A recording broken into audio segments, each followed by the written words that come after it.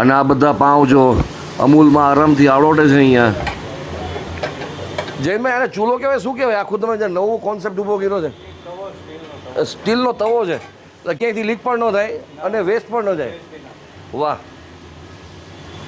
અને પાછી hygiene value એની જળવાઈ છે. અહીંયા તમે જુઓ વડા બનાવી રહ્યા છે. એકચ્યુઅલી આ વસ્તુ તમે જોશો ને ત્યાં ખ્યાલ આવી જશે. વડાની સાઇઝ અને એમાં જે લીમડો, રાઈ અને મરચાંનું કોમ્બિનેશન છે ને એ ગજબનું છે. સાચો ટેસ્ટ એનો જ છે. અને એની સાઇઝ તમે જુઓ એટલે તમને ખ્યાલ આવે કે પાવની અંદર જે વડું ગોઠવાઈ જાય ત્યારે એક હાથે ખાવું મુશ્કેલ પડી જાય. હમણાં અમારા રિસેન્ટલી જ એક ફોલોવરે, એક મિત્રએ મને કોમ્પ્લિમેન્ટ આપ્યા કે વાહ સમીરભાઈ, તમે આમ પેલું પીઆઈપી ને બધું દેખાડો છો તો આમ થોડું ઇનોવેશન જેવું લાગે, સરસ આમ તમે કંઈક યુનિક કરો છો, નવું કરો છો. બધું ભાઈ નવું. એકચ્યુઅલી પછી મારે એને ચોખ્ખોટ એક નાનકડા મેસેજમાં કેમ કરવી, અને મેં કીધું થેન્ક યુ વેરી મચ, તમે કોમ્પ્લિમેન્ટ આપ્યા. હું તમારી આ વાતનો ટેકનિકલ સરસ આન્સર જે છે ને એ ભવિષ્યમાં વ્લોગ ચેનલ ઉપર આપી દઈશ. એટલે વસ્તુ એ છે કે એ ઇનોવેશન કરતાં મજબૂરીનું બીજું નામ મહાત્મા છે. આ તમે જે બે અલગ અલગ વર્ટિકલ જુઓ છો ને, એકચ્યુઅલી એ પીઆઈપી માટે નહોતું કર્યું મેં. એ બે અલગ અલગ પેજ છે મારા, gujubox.official ઇન્સ્ટા ઉપર અને ઇન્સ્ટા ઉપર ગેટવે રાજકોટ. આ બંને માટે શૂટ અલગ અલગ થતું હોય ને ત્યારે બેયના અલગ અલગ પેલા વર્ટિકલ શોર્ટ્સ બનાવવાના હોય. પછી એવા ટાઈમે પછી ટાઈમ નથી મળતો હોતો કે અમે યુટ્યુબ ચેનલ માટે હોરિઝન્ટલમાં આખું શૂટ પાછું ફરીથી કરીએ, કારણ કે બહુ ટાઈમ લાગી જાય. એટલે જે એક કલાકનું શૂટ હોય પછી 3 કલાકે પતે. એના કરતાં ઘણી વખત એવું થતું બે વર્ટિકલને જોઈન્ટ કરીને અહીંયા તમારા માટે એક હોરિઝન્ટલ ક્લિપ બનાવી નાખતા હોય. એટલે મજબૂરીનું બીજું નામ મહાત્મા છે એમ. So guys, welcome to the vlog. I hope you guys are doing great. અને આ તમને હું દેખાડી રહ્યો છું. એકચ્યુઅલી આમ તો બિહાઇન્ડ ધ સીન ના કહી શકો, પણ ક્યારેક ક્યારેક એમ થતું હોય કોઈ રીલ શૂટ કરવા ગયા હોય, કોઈ જગ્યાએ ફૂડ બ્લોગ બનાવવા ગયા હોય, તો અહીંયા ઘણું બધું એક્સ્ટ્રા શૂટ એવું બધું પણ હોય કે જે તમને મેઇન વિડીયોમાં કે મેઇન રીલની અંદર ન દેખાડી શક્યા હોય, કારણ કે એડિટિંગને કારણે વિડીયો લેન્ધી ન બને એટલા માટે, અને ક્યારેક એડિટિંગના ભાગરૂપે નીકળી ગયું હોય. તો તમને હું અહીંયા સાયક્લોનિક સમી વ્લોગ્સમાં બતાવતો હોઉં છું. આજે મુંબઈ સ્નેક્સ, જેના હું કાંદા ભજી અને વડાપાઉં ખાવા ઘણી વખત જતો હોઉં છું, આજે એની રીલ બનાવી હતી તો તમારી સાથે હું શેર કરી રહ્યો છું. એટલે ખ્યાલ પડે કે ક્યારેક ક્યારેક બિહાઇન્ડ ધ સીન્સમાં પણ ઘણા એવા ઇન્ટરેસ્ટિંગ પોઈન્ટ્સ છૂટી જતા હોય જે તમને મેઇન ચેનલમાં અમે ન દેખાડી શક્યા હોય. આપણી સાથે જયંતભાઈ ઘણા વર્ષો પછી પાછું મળવાનું છું કે વચ્ચે વચ્ચે હું અહીંયા કાંદા ભજી ખાવા તો રેગ્યુલર કસ્ટમર તરીકે આવતો, પણ એમના કિચનમાં બીજી વખત મળવાનું થયું મને. ઘણા બધા ફેરફાર કરી નાખ્યા, ઘણા નવો આખો કોન્સેપ્ટ નવો આખો એકદમ, જેને કહે ને કે સ્ટાફના ડ્રેસિંગથી માંડીને એકદમ કોર્પોરેટ લુક આવી ગયું. પછી નવી કોઈ વેરાયટીઝ લોન્ચ કરી કે નહીં? નવી ના, હમણાં તો નથી કરી. કાંદા ભજી, સમોસા, વડાપાવ, દાબેલી. જૈનભાઈ, આપણી સૌથી વધારે પીકમાં રહેતી એવી વેરાયટીઝ કઈ? સૌથી વધારે બટર વડાપાવ, અચ્છા, બીજું કાંદા ભજી, એ બે સૌથી વધારે. અને એમાં હવે તો જેઠ મહિનો પતશે ને જેવો અષાઢ ચાલુ થશે, કાંદા ભજીમાં તો જોરદાર લાવ. રાજકોટમાં મેં સૌથી પહેલાં કે કાંદા ભજી ખાધી હોય, ખાસ કરી મુંબઈમાં છેલ્લે ખાધી હતી, ત્યારબાદ કોઈ ઓથેન્ટિક કાંદા ભજી મેં ટેસ્ટ કરી હોય તો એ જૈનભાઈને આપતી હતી.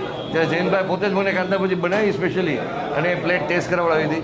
અને એ પછી તો હું અનેક વખત કાંદા ભજી ખાવા તો આવી ગયો છું અહીંયા. આપણે જૈનભાઈને પૂછીએ, જૈનભાઈ કેટલા વર્ષ થયા આપણે આ લાઈનમાં? અહીંયા રાજકોટમાં 16 વર્ષ થયા. 16 વર્ષ? 16 વર્ષ થઈ ગયા.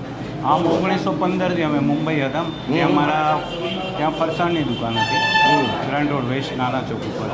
અહીંયા 16 વર્ષ થયા. લોકોના ટેસ્ટ બર્ડ્સ વિશે તમારું શું કહેવું? કારણ કે અત્યારના સમય એવો આવ્યો છે કે લોકોને મરચાના ભજીયા ભેગા આપો, ઓલા પટ્ટી ભજીયા, એટલે લોકો એને જ વડાપાઉં માને છે કે એની યાર ભજીયા પડે. હકીકતમાં વડાપાઉંનું મિનિંગ શું એમ? વડાપાઉંમાં એકચ્યુઅલી ખાલી સૂકી ચટણી આવેલી અને વડું ને મરચી, બસ મેન વસ્તુ એ જ છે. પણ અત્યારે સમય પ્રમાણે બધું ફેરફાર થતા હોય.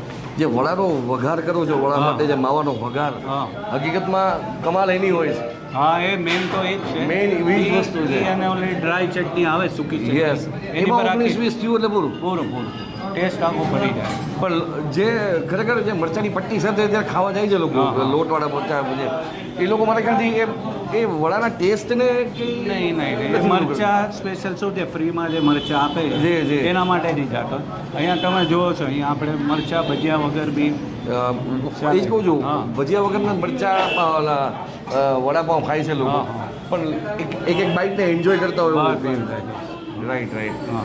આપણે અહીંયા જે વડાપાઉંમાં જે ટેસ્ટ કરવા આવ્યા છીએ ને એનો મારી પાસેનો મિનિંગ છે કે ખરેખર તો વડાપાઉંના લવર જે હોય ને એ એક બાઈટને એને વડાની એક બાઈટને એન્જોય કરે. હા, આનંદ લેતા. આજે આપણે રીલ બનાવવા આવ્યા છીએ તો મીનવાઇલ ગલ્લા પર બેઠા હતા જૈનભાઈ અમને પેલી નાની ડબ્બી તમારી બતાવશો આપણે એ જે છે ને એકચ્યુઅલી મેં ઘણી વખત અમારી આસપાસ પણ મળે છે એક બે જગ્યાએ હું તમને હા. એડ્રેસ પણ દઈશ જૈનભાઈની દુકાને પણ મળે છે એનો જે ઘાટી મસાલો છે ને એકચ્યુઅલી એની ડબ્બી છે જે જૈનભાઈ વેચવાનું શરૂ કર્યું હા, છે ચાલો. જો આ એકચ્યુઅલી આ ડબ્બી છે ને એ આની પહેલાં મેં એક વખત કીધું હતું જૈનભાઈ જ્યારે પહેલી વખત વડાપાઉં ખાધું તમારો ઘાટી મસાલો મારે ભલે 10 રૂપિયાનો 20 રૂપિયાનો 50 રૂપિયાનો 100 રૂપિયાનો મારે અહીંથી લઈ જવો છે પણ મને પાછળથી ખબર પડી રિયલી શું કે એમને આની ડબ્બી પણ હવે બનાવીને વેચવાની શરૂ કરી છે હા, ચાલો. આ ક્યાં ક્યાં મળે છે અને શું ભાવ છે એનો આ 40 રૂપિયા છે. 40 રૂપિયા હા, અને આપણે રૈયા ચોકડી કર બાલાજી બેકરી કરીને છે. હા હા હા, ત્યાં રાખીએ. જો ત્યાં. તમે અહીંયા સુધી ન આવતા હો વિરાણી ચોક સુધી બાકી વિરાણીએ તો મળી જ જશે વિરાણી ચોકમાં મુંબઈ સેક્સમાં બાકી રૈયા સર્કલ પાસે પ્રમુખ હાર્ડવેરની બાજુમાં જ બાલાજી બેકરી છે ત્યાંથી પણ તમને એ મળી જશે બાકી તો ધીમે ધીમે નવા આઉટલેટ્સમાં બસ હવે સ્ટાર્ટ જ કરીએ છીએ. સ્ટાર્ટ કરી રહ્યા છે ચાલો આજે આપણે એનું વડાપાઉં ટેસ્ટ કરીએ અને તમારી સાથે શેર કરીએ આ સેમી ફ્રાય કરેલા કાંદા ભજી એ મારી સૌથી ફેવરિટ છે આ કાંદા ભજી મેં મુંબઈ પછી કોઈ જગ્યાએ ફર્સ્ટ ટાઈમ કાંદા ભજી ખાધી હોય ને તો એ મુંબઈ સ્નેક્સ અને ત્યાં આખું અત્યારે તો નવું થઈ ગયું છે બાજુમાં જયંતભાઈ એક વખત કાંદા ભજી ઉતારતા હતા મને શૂટ દેખાડ્યું હતું આજે હું તમને વ્લોગમાં ફ્રી પાછો દેખાડ્યો જઈ રહ્યો છું અને એક વખત તમે એની શું કે એનો ટ્રાફિક ચેક કરો આ તો હજી 5 મિનિટની અંદર પાછું બધું ચકાજામ થઈ જશે દર 5 મિનિટે ટ્રાફિક અહીંયા વધી જતો હોય અંદર સ્ટાફ તમે જુઓ સતત વડાપાઉં કાંદા ભજી સમોસા પાઉં આ બધું ચાલતું રહેતું હોય લાસ્ટ ટાઈમ કરતાં બહુ બધું ડેવલપ કરી નાખ્યું છે જૈનભાઈએ આખું સેટઅપ મોટું કરી નાખ્યું છે ફ્રન્ટ સાઈડમાં તમે જુઓ સ્ટેન્ડિંગ ટેબલ્સ રાખી દીધા છે ફિક્સ્ડ એટલે એક સાથે 25 લોકો જે અહીંયા બેસીને નાસ્તો કરી શકે ઊભા રહીને નાસ્તો કરી શકે લાસ્ટ ટાઈમ હતા એના કરતાં ઘણું બધું ડેવલપ થઈ ગયું છે અહીંયા તો ફ્રેન્ડ્સ આ શૂટ પતાવ્યા પછી નેક્સ્ટ ડે અમે અહીંયા જલારામ સોસાયટી પાસેથી નીકળી રહ્યા હતા ત્યારે અમે આ ગાડા ઉપરનો ચીચોડો જોયો આમ જુઓ તો ઘણા વર્ષોથી આપણે રાજકોટમાં આવે જ છે નેક્સ્ટ વ્લોગમાં હું તમને નાની એક નાનકડી વાત કરવા માગું છું બહુ સમજવા જેવી વસ્તુ હતી એટલે મને એમ થયું તમારી સાથે શૂટ કરીને આ વસ્તુ ડિસ્કસ કરવી જોઈએ આટલો રસ કાઢવામાં 2 ગ્લાસ રસ કાઢવામાં એ વ્યક્તિને એટલો શ્રમ પડતો હતો